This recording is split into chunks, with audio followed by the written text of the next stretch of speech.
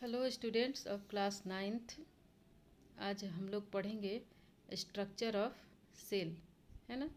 एक सेल का स्ट्रक्चर क्या होता है और उसमें कौन कौन सी चीज़ें पाई जाती हैं, ये आज हम लोग देखेंगे।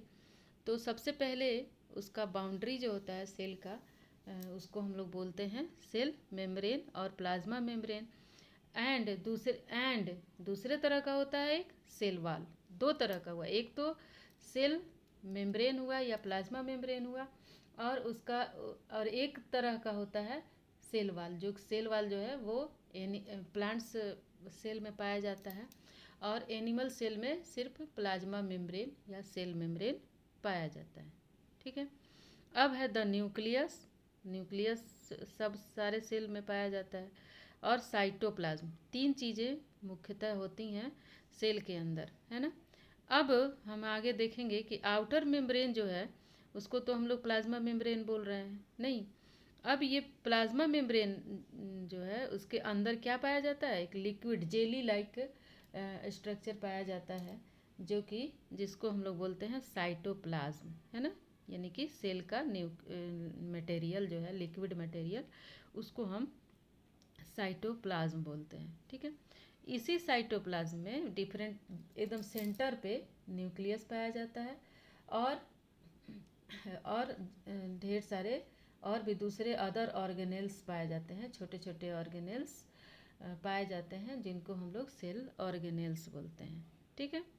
ये सेल ऑर्गेनेल्स सेल को अपने आसपास के एनवायरनमेंट से जोड़ते हैं, है ना, और मटेरियल्स अपने सराउंडिंग से उसमें आता है और बाहर भी जाता है। ठीक है। अब आगे हम देखेंगे स्ट्रक्चर सेल सेल का। आप लोगों के पास बुक तो होगी ही, आप लोग बुक में अच्छी तरह से देखिएगा। ऊपर वाला है एनिमल सेल। ठीक, ये देखिए एनिमल सेल है ना।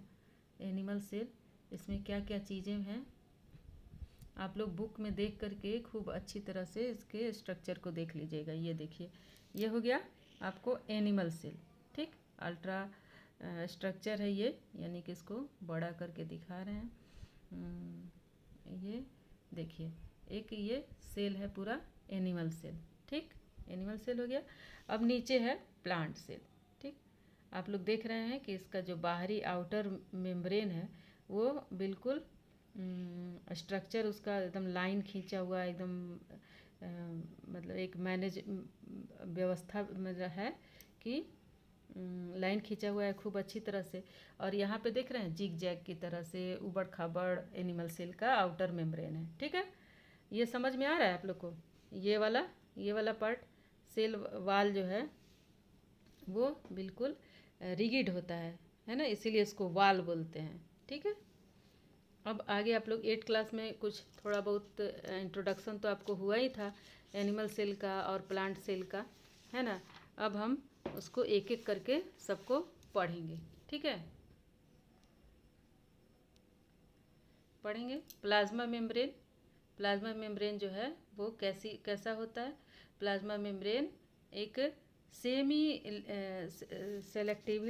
सेलेक्टिवली परमिएबल मेम्ब्रेन है ना, डेलिकेट लिविंग, थीन लिविंग भी है ना, और थीन होता है, बिल्कुल पतला होता है, इलास्टिक होता है, यानी कि रबड़ की तरह उसको खींचिए वो फैलता भी है और सिकुड़ता भी है, इलास्टिक होता है, और डेलिकेट होता है, एकदम नाजुक होता है ना। और सेलेक्टिवली परमिएबल मेम्ब्रेन होता है। सेलेक्टिवली परमिएबल मेम्ब्रेन कहने का क्या मतलब है कि ये सिलेक्शन करता है कि कौन सा चीज़ अंदर जाएगा और कौन सा नहीं जाएगा।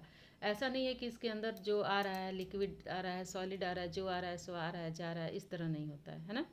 ये सिलेक्शन करता है कि कौन सी चीज़ को अंदर जाना है और कौन सी चीज़ को नहीं जाना है। ठीक है, इसीलिए इसको बोलते हैं सेलेक्टिवली परमिएबल मेम्ब्रेन।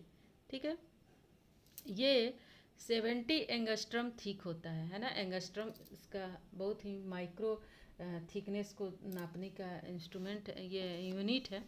तो इसको बोलेंगे क्या कि 70 एंगस्ट्रम इसकी थिकनेस होती है, और या इसको हम बोल सकते हैं कि 7 nm भी होता है ना।